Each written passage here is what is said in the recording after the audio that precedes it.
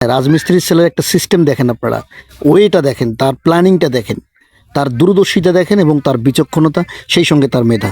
তিনি টাকা দিলেন আবার ফেরতও নেবেন। হাসনাত আবদুল্লাহর এই কাজগুলো মানে কতটা যে সমাজে অর্থনৈতিকভাবে ইফেক্ট পড়বে, এটার থেকে যে কতগুলো মানুষ উপকৃত হবে, বাংলাদেশে যারা প্রত্যেকটা সংসদ সদস্য রয়েছে এই মুহূর্তে পার্লামেন্টে, আমি সবাইকে অনুরোধ করব দলমত নির্বিশেষে আপনারা এই ধরনের কাজগুলো করেন, সামাজিক উন্নয়নমূলক কাজগুলো করেন।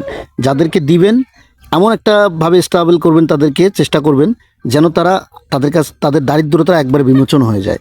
তারা যাতে এমন একটা সুবিধা পায় যেখান থেকে হাসনাত আবদুল্লাহ যেমন কিস্তির মাধ্যমে এই টাকাটা গ্রহণ করবেন, আবার এটা ফ্রি দিচ্ছেন না উনি, মানে প্রতি দিন 100 টাকা করে দিতে হবে। হ্যাঁ, এবং 1,20,000 টাকার যে আপনার পলিসি 3 মাস যদি কন্টিনিউ দিতে পারে, তারা একটানা যদি 3 মাস কন্টিনিউ 100 টাকা করে দিতে পারে, তাহলে কিন্তু 30,000 টাকা তাদের কাছ থেকে মৌকুফ করা হবে। তার মানে 90,000 টাকা সে নেবে, দিল 1,20,000 টাকা, মানে অটোগুলো আর কি। তো এইভাবে যদি আমার মনে হয় যে আপনারা অন্য অন্য পদক্ষেপ নেন, অন্য অন্য যারা পার্লামেন্ট মেম্বার আছেন, এভাবে চাইলে কিন্তু আমরা আসলে চেঞ্জ করতে পারি, অনেক কিছুই করতে পারি এবং আমাদের দারিদ্রতা একবারে বিমোচন করতে পারি। হ্যাঁ, এই যে একটা সুন্দর একটা পরিকল্পনা, সুন্দর একটা সিস্টেম, রাজমিস্ত্রির ছেলে, হ্যাঁ, কিন্তু মানুষের উপকার করলেন।